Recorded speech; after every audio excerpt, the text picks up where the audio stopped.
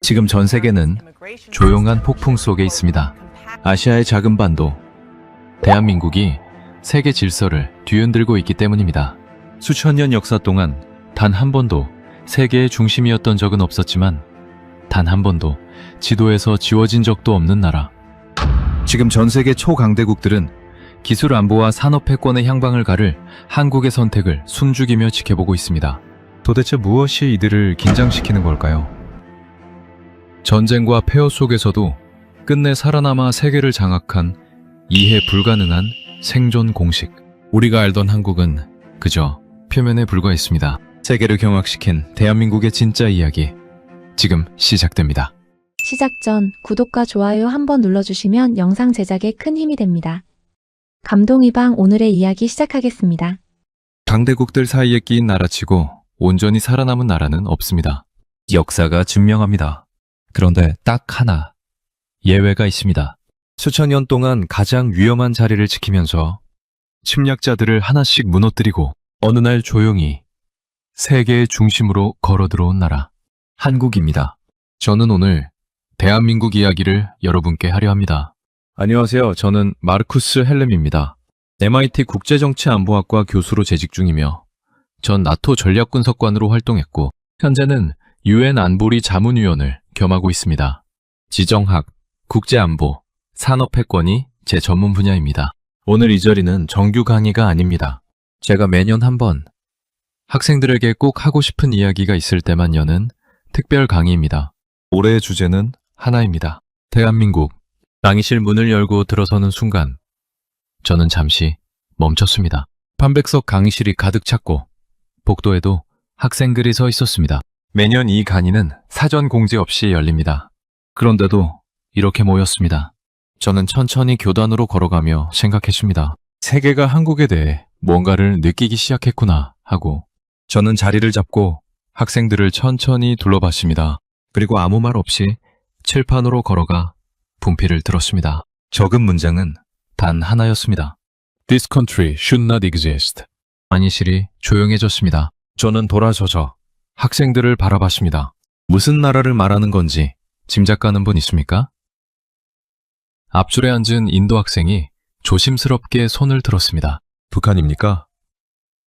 몇몇 학생들이 웃었습니다. 저는 고개를 저었습니다. 반은 맞고 반은 틀렸습니다. 같은 반도 이야기이긴 하죠. 이번엔 독일에서 온 학생 루카스가 말했습니다. 한국입니까? 저는 고개를 끄덕였습니다.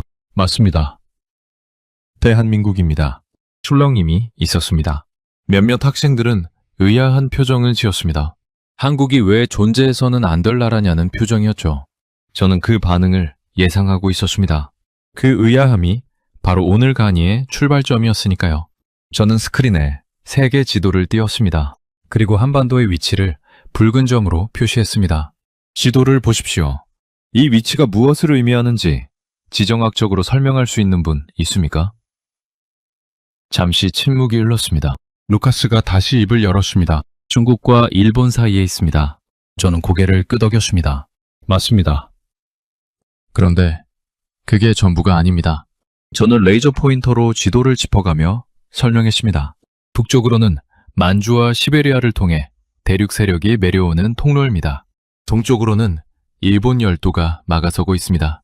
서쪽으로는 중국 대륙이 압박합니다. 대륙 세력과 해양 세력이 정면으로 충돌하는 바로 그 지점. 지정학에서 이런 위치를 가리켜 우리는 전략적 요충지라고 부릅니다. 그런데 이 단어에는 함정이 있습니다. 요충지라는 건 모두가 차지하고 싶어 한다는 뜻이기도 하니까요. 저는 역사 연표를 스크린에 띄웠습니다. 비슷한 위치에 있던 나라들이 어떻게 됐는지 봅시다. 저는 하나씩 짚어나갔습니다.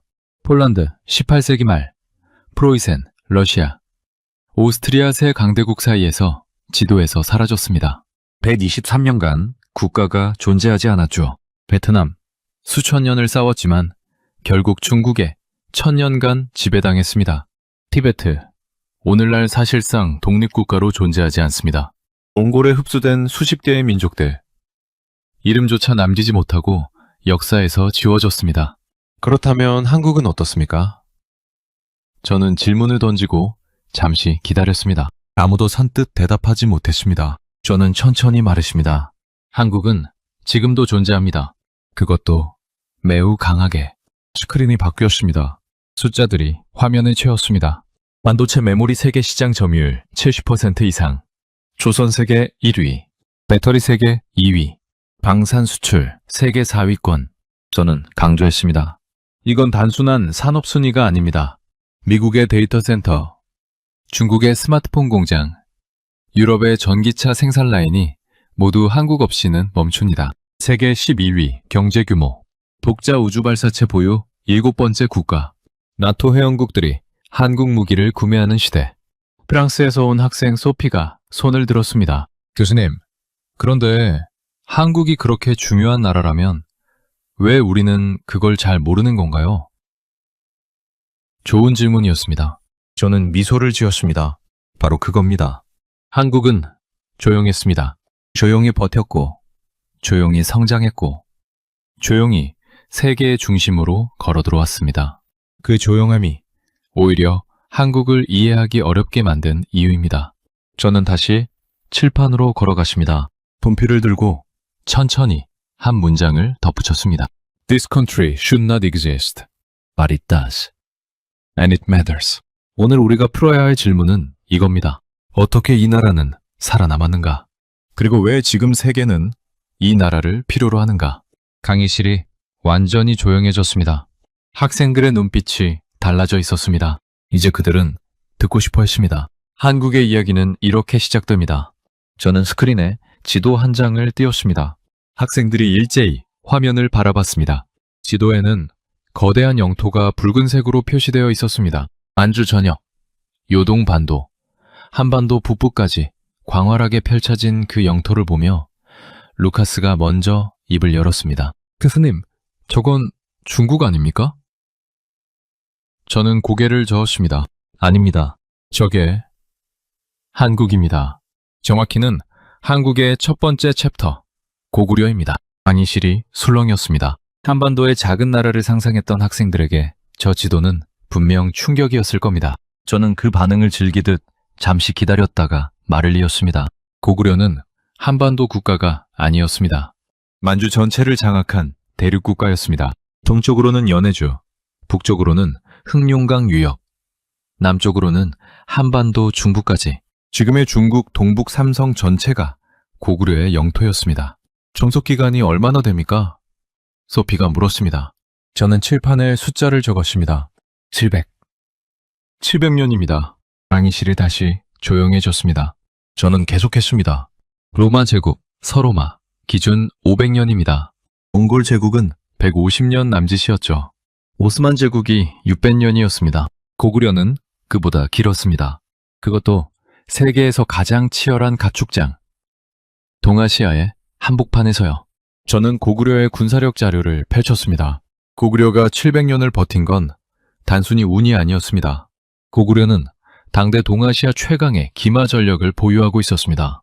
철제갑옷으로 무장한 개마무사, 말에도 철갑을 두른 중장기병 부대였습니다.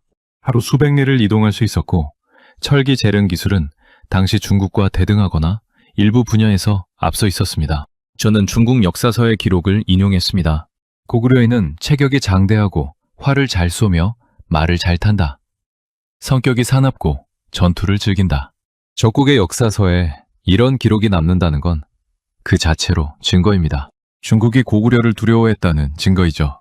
하지만 교수님, 루카스가 끼어들었습니다. 강한 나라는 많았지 않습니까? 그래도 결국 사라진 나라들이 훨씬 많은데요. 맞는 말이었습니다. 저는 고개를 끄덕였습니다. 그래서 전투 기록을 보겠습니다. 숫자로 말씀드리죠. 612년, 수나라 양제가 고구려를 침공합니다. 당시 동원한 병력이 113만 명, 실제 전투에 투입된 별동대만 30만 명이었습니다. 당시 세계에서 가장 강력한 제국이 총력을 기울인 원정이었습니다. 저는 살수 대첩 지도를 띄웠습니다. 고구려 장군 을지문덕은 정면 대결을 피했습니다. 후퇴하고 끌어들이고 지치게 했습니다. 보급선이 한계에 달했을 때 살수라는 강에서 기다렸습니다. 수나라 별동대 30만 명 가운데 살아 돌아간 병사는 2,700명이었습니다. 강의실이 완전히 침묵했습니다. 저는 천천히 반복했습니다. 30만 명 중 2,700명, 거의 전멸입니다. 수나라는 이 전쟁 이후 급격히 쇠퇴했고 결국 멸망했습니다. 수나라가 무너지고 당나라가 들어섰습니다. 중국 역사상 가장 강력하고 정교한 제국이었습니다. 그 당나라의 황제 당태종이 직접 군대를 이끌고 고구려를 침공합니다. 저는 안시성 사진을 스크린에 띄웠습니다. 산 위에 세워진 작은 요새였습니다. 20만 대군이 이 작은 성 하나를 3개월 동안 포위했습니다. 결과는 당나라의 패배였습니다. 당태종은 철수했고 그 원정 이후 건강이 급격히 악화되어 얼마 지나지 않아 사망했습니다. 소피가 믿기지 않는다는 표정으로 물었습니다.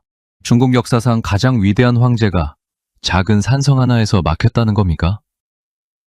저는 담담하게 대답했습니다. 기록에 남아 있습니다. 당나라 측 사서에도요. 저는 잠시 강의실을 천천히 걸었습니다.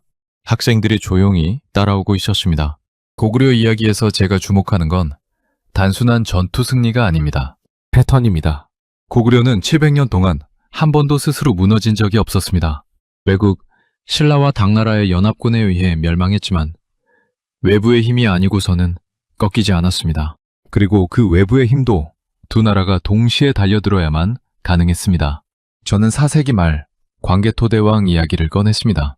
즉위 후 20년 동안 7차례의 대규모 정복전쟁을 벌였습니다. 북으로는 만주 전역을 장악했고 동으로는 연해주까지 진출했습니다. 심지어 바다를 건너 왜군을 격퇴했습니다. 당시 일본 열도의 세력이 신라를 공격하자 고구려가 원정군을 보내 물리쳤습니다. 루카스가 눈을 크게 떴습니다. 일본까지 원정을 갔다는 겁니까? 저는 고개를 끄덕였습니다. 광개토대왕 능비에 기록되어 있습니다. 당시 고구려는 수비만 하는 나라가 아니었습니다. 저는 칠판에 천천히 적었습니다. 생존이 아니라 팽창. 고구려는 침략을 막은 게 아닙니다. 침략자들을 무너뜨리고 오히려 영토를 넓혔습니다. 이게 서구 교과서에서 말하는 동아시아의 약소국입니까? 강의실 전체가 고개를 저었습니다. 저는 계속 말했습니다. 한국이 침략만 당한 민족이라는 이미지. 그 이미지는 역사의 일부만을 본 시각입니다. 절반의 진실이 얼마나 왜곡된 오해를 만드는지 고구려가 그 증거입니다. 그렇다면 고구려 이후는 어떻습니까? 소피가 물었습니다. 저는 미소를 지었습니다. 고구려가 무너진 후에도 이 패턴은 끝나지 않습니다. 다음에 등장하는 나라가 상대한 적은 더 무서웠습니다. 저는 칠판에 두 글자를 적었습니다. 고려. 그리고 그 옆에 한 단어를 더 썼습니다. 몽골. 학생들의 표정이 굳었습니다. 그들은 몽골이 무엇을 의미하는지 알고 있었습니다. 저는 스크린에 지도 한 장을 띄웠습니다. 13세기 몽골 제국의 영토였습니다. 강의실에서 탄성이 터져 나왔습니다. 유럽 동부에서 중국까지, 중동에서 러시아 북부까지 인류 역사상 가장 거대한 제국이 화면을 가득 채웠습니다. 저는 아무 말 없이 학생들이 그 지도를 바라보도록 잠시 두었습니다. 몽골이 정복하지 못한 나라가 있습니까? 제가 먼저 물었습니다. 루카스가 조심스럽게 입을 열었습니다. 일본이 있지 않습니까? 태풍 때문에 2번 다 실패했으니까요.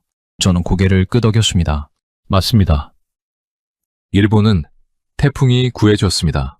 그런데 태풍도 없이, 운도 없이, 오직 싸움만으로 몽골을 버틴 나라가 있습니다. 저는 칠판에 천천히 적었습니다. 고려.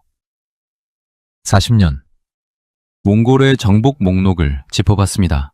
러시아는 점령당해 240년간 지배받았습니다. 페르시아는 도시 자체가 잿더미가 됐습니다.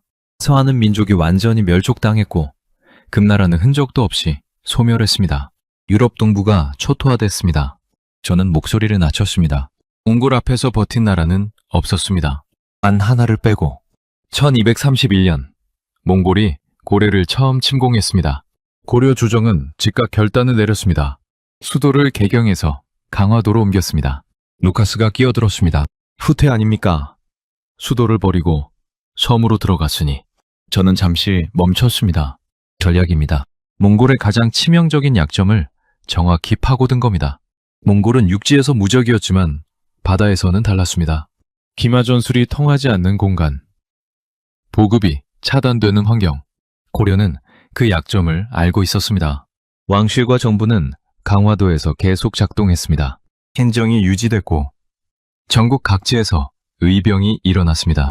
서인성에서는 승려 출신 장군 김윤우가 몽골 야전사령관 살리타이를 전사시켰습니다.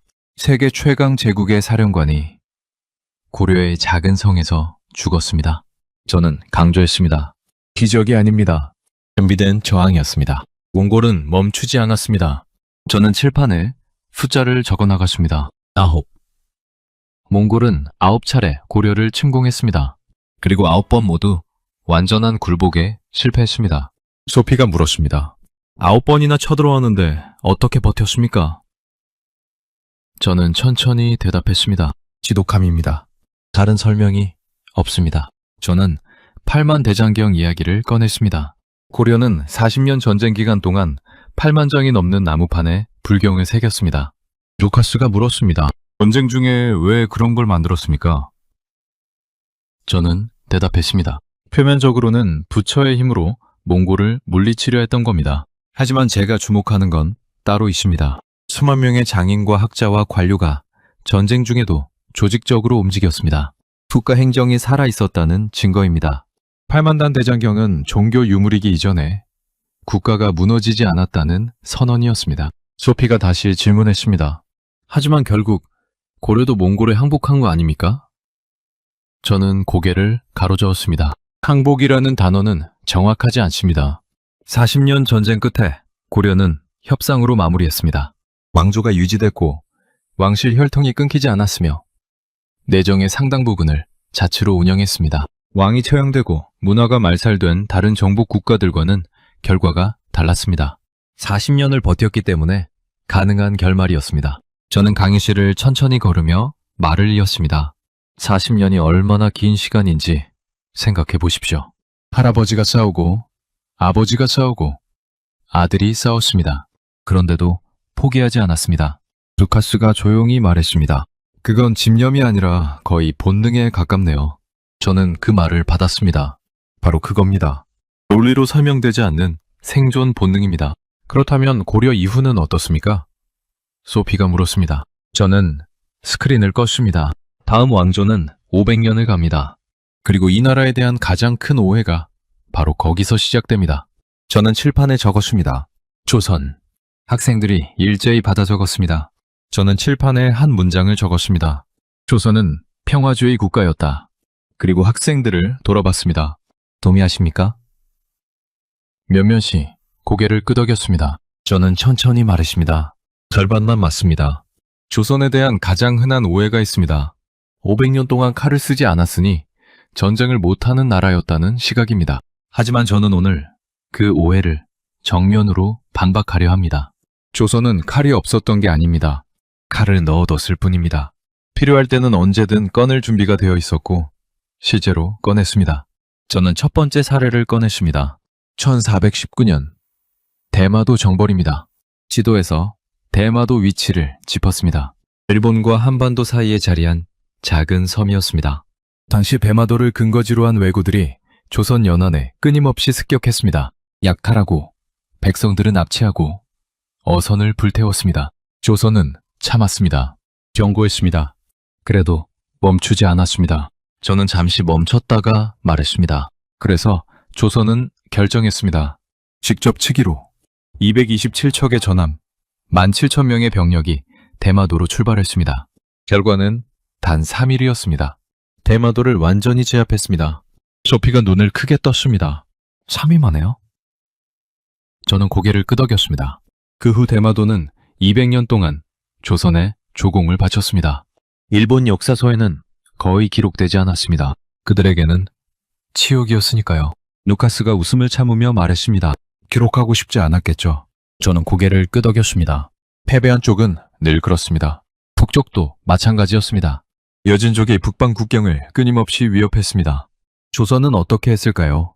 저는 지도에서 한반도 북부를 짚었습니다. 영토를 확장했습니다. 학생들이 놀란 표정을 지었습니다. 4군 6진입니다.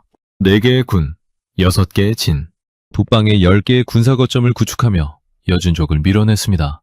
저는 강조했습니다. 지금 여러분이 지도에서 보는 한반도 북쪽 국경선.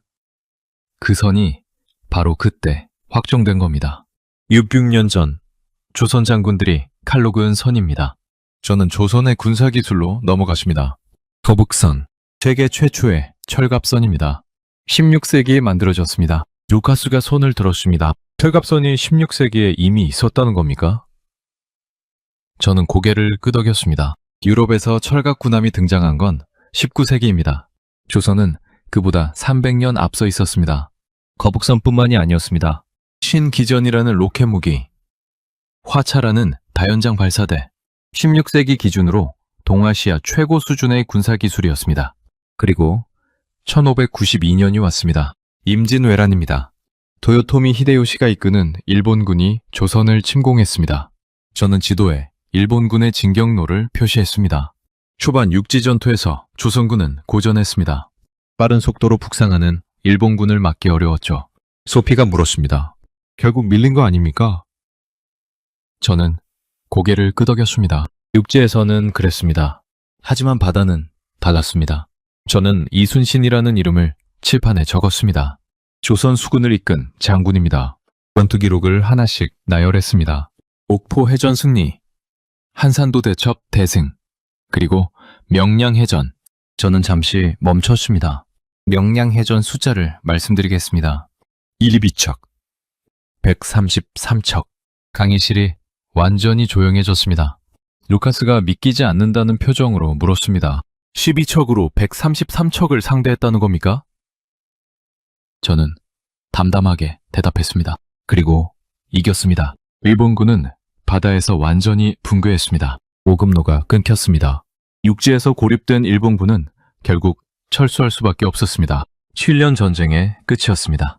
저는 강의실을 천천히 둘러보며 말했습니다. 조선은 필요할 때 칼을 꺼냈습니다.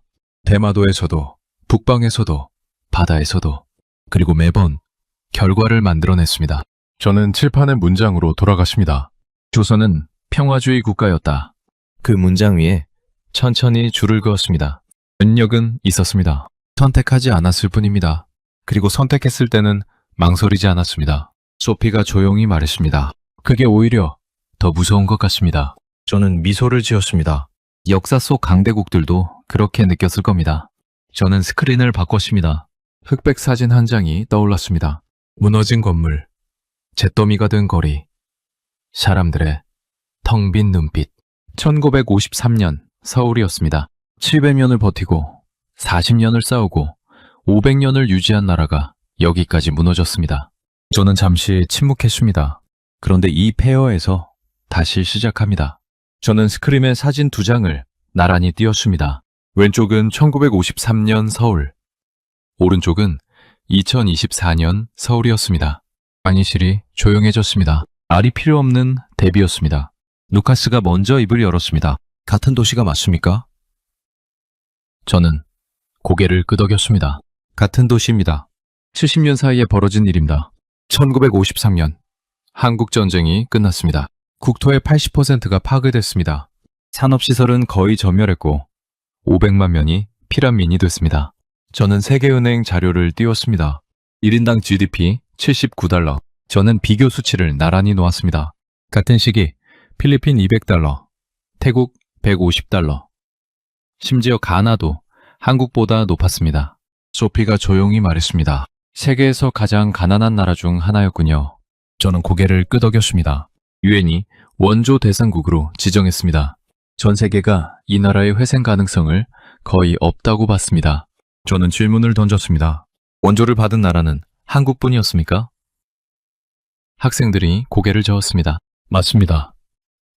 필리핀도 받았고, 베트남도 받았고, 아프리카 여러 나라도 받았습니다. 그런데 왜 한국만 여기까지 왔습니까? 강의실이 조용해졌습니다. 저는 천천히 말했습니다. 원조는 씨앗입니다. 씨앗을 받은 나라는 많았습니다. 한국은 그 씨앗으로 숲을 만들어냈습니다. 저는 한국의 산업화 과정을 설명하기 시작했습니다.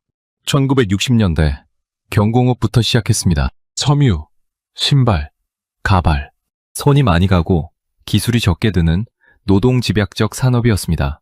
저는 강조했습니다. 부끄러운 시작이 아니었습니다. 계획된 출발이었습니다. 벌어들인 외화를 다음 단계에 투자했고 1970년대에는 중화학 공업으로 전환했습니다. 철강, 조선, 석유화학 정부가 전략적으로 산업을 설계하고 기업이 실행했습니다. 그 중심에 포항제철이 있었습니다. 저는 당시 상황을 설명했습니다. 한국이 제철소를 짓겠다고 했을 때 세계은행은 반대했습니다. 기술도 없고 자본도 없고 경험도 없는 나라가 제철소를 짓는 건 불가능하다고 했습니다. 루카스가 물었습니다. 그래서 포기했습니까? 저는 고개를 저었습니다. 밀어붙였습니다. 포항제철은 완공됐고 세계 최고 수준의 제철소가 됐습니다. 지금은 포스코라는 이름으로 글로벌 기업이 됐습니다. 세계은행이 불가능하다고 했던 그 제철소가요. 조선산업도 마찬가지였습니다. 1970년대 초반 한국은 변변한 배 한 척 만들지 못했습니다. 그런데 지금 LNG 운반선 시장의 90% 이상을 한국이 장악하고 있습니다. 초대형 컨테이너선도 마찬가지입니다. 저는 강조했습니다. 세계 물류의 심장이 한국 손에 있습니다. 소피가 물었습니다. 어떻게 그게 가능했습니까? 저는 대답했습니다. 기술을 배우는 속도가 달랐습니다. 따라잡는데 그치지 않고 앞서 나가는 걸 목표로 했습니다. 1980년대 한국은 반도체 산업에 뛰어들었습니다. 당시 일본이 시장을 장악하고 있었고 미국 기업들도 강력했습니다. 모두가 불가능하다고 했습니다. 저는 현재 수치를 띄웠습니다. 메모리 반도체 세계 시장 점유율 70% 이상. 삼성과 SK하이닉스 이 두 회사가 세계 시장을 지배하고 있습니다. 루카스가 고개를 저으며 말했습니다. 불가능하다는 말을 들을 때마다 오히려 더 밀어붙인 것 같습니다. 저는 미소를 지었습니다. 그게 패턴입니다. 저는 숫자로 마무리했습니다. 1953년 1인당 GDP 79달러, 2024년 1인당 GDP 33,000달러 이상. 저는 천천히 말했습니다. 400배 이상입니다.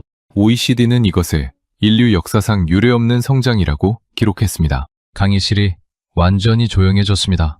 저는 잠시 그 침묵을 두었다가 말을 이었습니다. 한강의 기적이라고 부릅니다. 하지만 저는 이 단어가 마음에 들지 않습니다. 소피가 의아한 표정으로 물었습니다. 왜입니까? 저는 칠판에 천천히 적었습니다. 기적은 우연히 일어난다. 이건 선택이었다.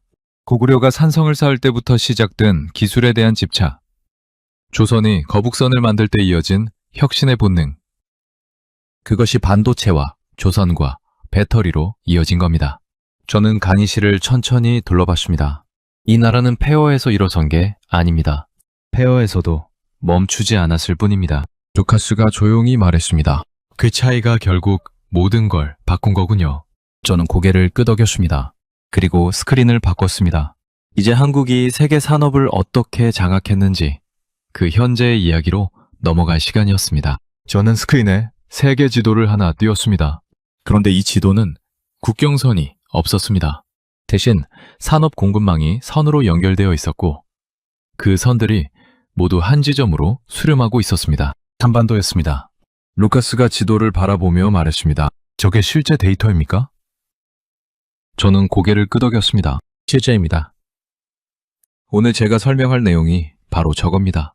반도체부터 시작했습니다. 메모리 반도체 세계 시장 점유율 70% 이상. 저는 강조했습니다. 단순한 1위가 아닙니다. 독점에 가깝습니다. 미국의 데이터 센터, 중국의 스마트폰 공장, 유럽의 자동차 생산 라인이 모두 한국산 반도체에 의존합니다. 삼성과 SK하이닉스, 이 두 회사가 없으면 세계 IT 산업이 멈춥니다. 소피가 물었습니다. 그게 얼마나 현실적인 이야기입니까? 저는 실제 사례를 꺼냈습니다. 2021년 삼성 반도체 공장에서 정전 사고가 있었습니다. 단 몇 분이었습니다. 저는 잠시 멈췄습니다. 그 몇 분 동안 전 세계 반도체 가격이 요동쳤습니다. 강의실이 조용해졌습니다. 루카스가 천천히 말했습니다. 몇 분짜리 정전이요? 저는 고개를 끄덕였습니다. 한국이 멈추면 세계가 멈춥니다. 비유가 아니라 사실입니다. 조선 산업으로 넘어갔습니다. LNG 운반선 세계 시장 점유율 90% 이상. 초대형 컨테이너선도 마찬가지입니다. 저는 설명했습니다. 세계 물류의 핵심 선박들이 한국 조선소에서 만들어집니다. 카타르의 천연가스가 유럽으로 가려면 한국이 만든 배가 필요합니다. 중동의 원유가 아시아로 오려면 마찬가지입니다. 소피가 말했습니다. 에너지 공급망 자체가 한국에 묶여 있군요. 저는 고개를 끄덕였습니다. 정확합니다. 배터리로 넘어갔습니다. 전기차 시대의 심장입니다. LG 에너지 솔루션, 삼성 SDI, SK온. 저는 고객사 목록을 띄웠습니다. 테슬라, 폭스바겐, GM, 포드, 현대기아. 저는 강조했습니다. 전기차 혁명을 이끄는 기업들이 모두 한국 배터리를 씁니다. 전기차 시대가 빠르게 올수록 한국의 영향력은 커집니다. 루카스가 물었습니다. 중국도 배터리 강국 아닙니까? 저는 고개를 끄덕였습니다. 맞습니다. 하지만 고급 배터리, 안전성과 에너지 밀도가 중요한 시장에서는 한국이 압도적입니다. 프리미엄 전기차 시장은 한국 배터리로 돌아갑니다.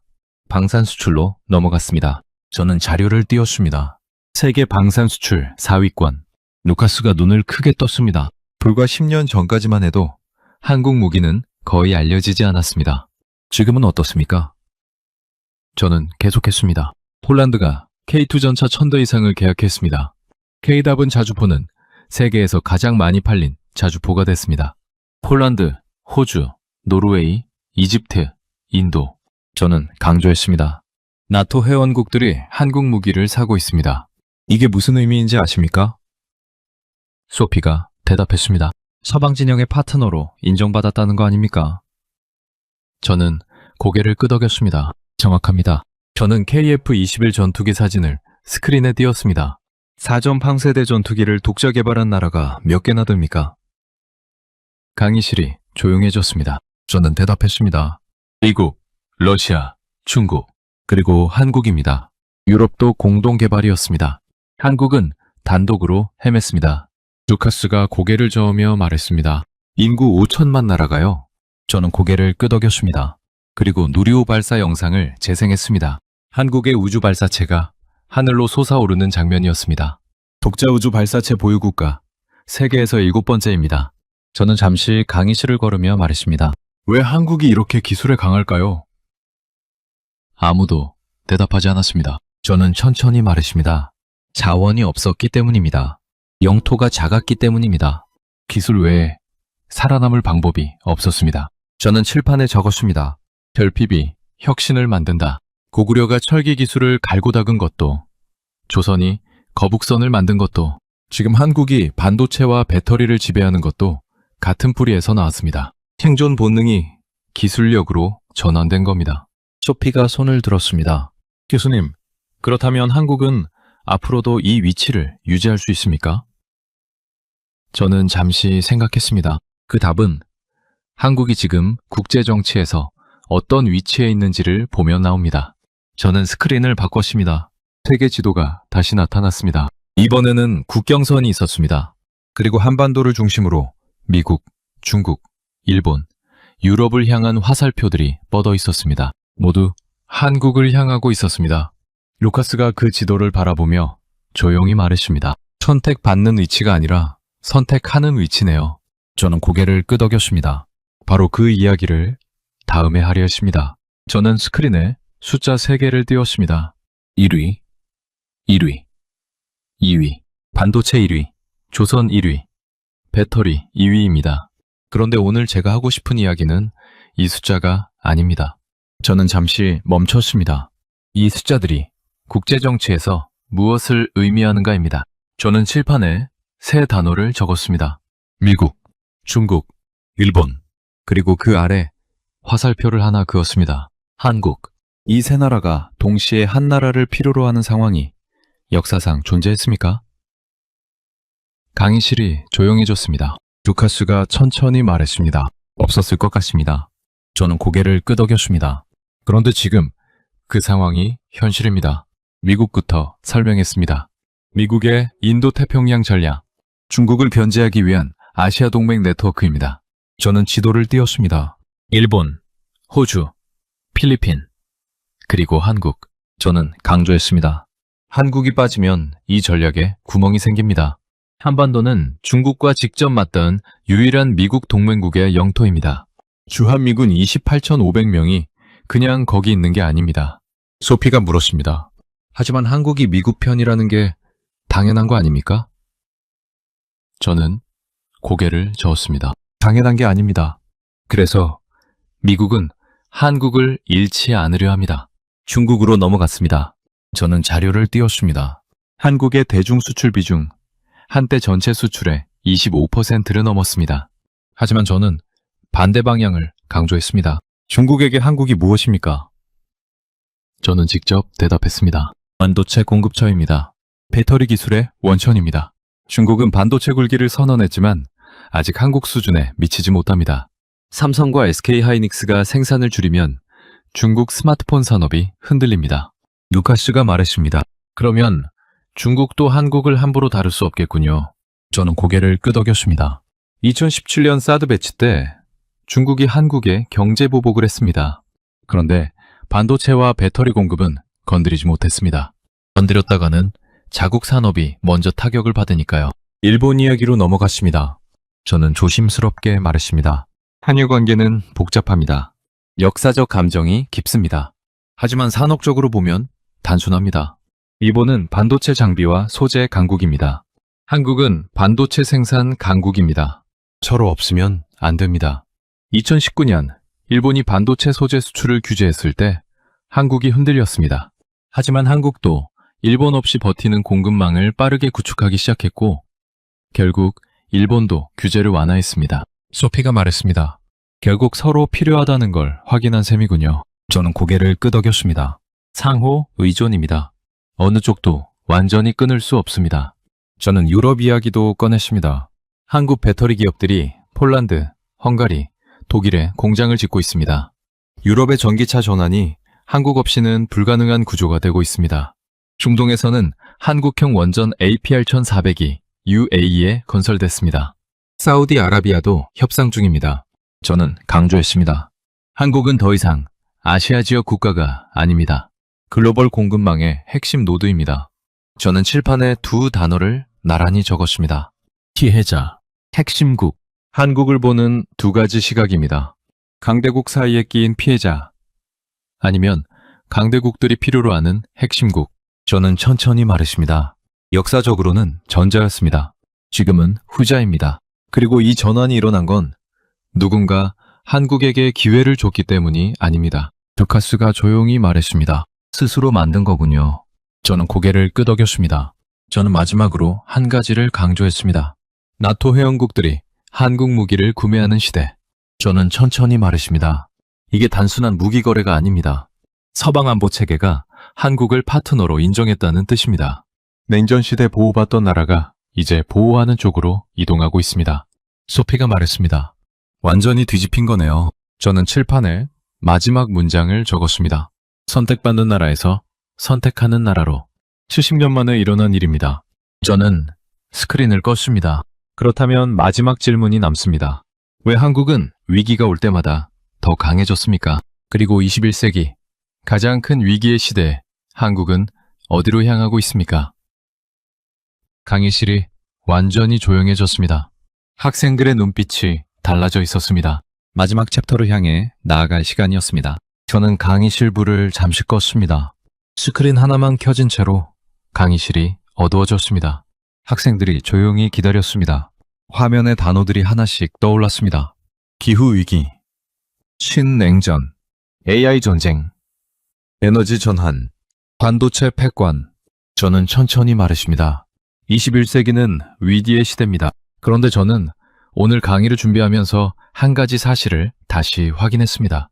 저는 불을 다시 켰습니다. 한국은 위기 때마다 더 강해졌습니다. 저는 패턴을 짚어나갔습니다. 수나라 30만 대군이 쳐들어왔을 때 고구려는 살수에서 기다렸습니다. 몽골이 9번 침공했을 때 고려는 40년을 버텼습니다. 일본이 7년 전쟁을 일으켰을 때 조선은 바다에서 이겼습니다. 1953년 잿더미가 됐을 때 대한민국은 반도체와 조선과 배터리로 일어섰습니다. 저는 칠판에 천천히 적었습니다. 위기가 한국을 만든다. 루카스가 조용히 말했습니다. 공식처럼 반복되네요. 저는 고개를 끄덕였습니다. 역사가 증명하는 공식입니다. 저는 현재의 위기들을 하나씩 짚었습니다. 반도체 패권 전쟁입니다. 미국은 중국의 첨단 반도체 접근을 막고 있습니다. 수출 규제, 동맹국 압박, 공급망 재편. 이 전쟁의 한복판에 한국이 있습니다. 저는 강조했습니다. 미국은 한국 반도체 기업들이 중국에 첨단 기술을 넘기지 않기를 원합니다. 중국은 한국이 자국편에 서주기를 원합니다. 한국은 그 사이에서 줄타기를 하면서도 기술 수준을 계속 끌어올리고 있습니다. 소피가 물었습니다. 그 줄타기가 언제까지 가능합니까? 저는 미소를 지었습니다. 고려가 강화도에서 40년을 버텼습니다. 한국은 이런 줄타기에 익숙합니다. 에너지 전환으로 넘어갔습니다.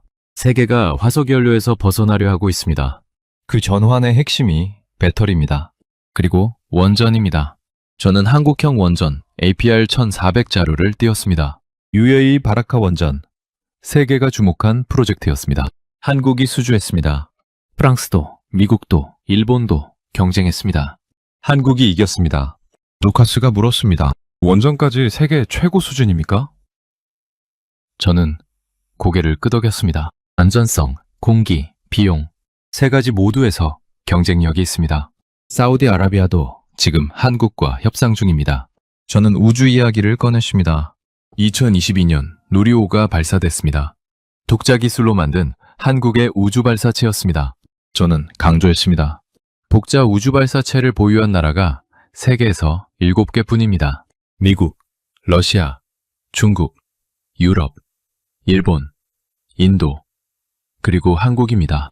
소피가 말했습니다. 600년 전 신기전에서 시작해서 우주 로켓까지 이어진 거군요. 저는 그 말을 받았습니다. 바로 그겁니다. 기술에 대한 집착이 끊기지 않고 이어져 온 겁니다. KF-21 전투기도 마찬가지입니다. 16세기 거북선을 만들던 나라가 21세기에 독자 전투기를 만들었습니다. 저는 칠판에 적었습니다. 거북선에서 KF-21까지.